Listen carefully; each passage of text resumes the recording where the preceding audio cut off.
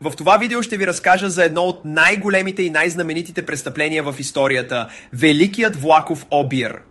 През 1963 година група от 15 мъже решават да извършат невъзможния обир на влак, който пътува от Единбург за Лондон. Влаковете тогава носели милиони, но това, което те не знаели, било, че планът им няма да бъде толкова лесен за изпълнение. Докато влакът преминава през обезлюдени райони, те го спират и завладяват, като използват фалшиви светлинни сигнали и подготвени планове. С бързина и точност те успяват да оберат 2,5 милиона паунда, днешната стойност над 50 милиона.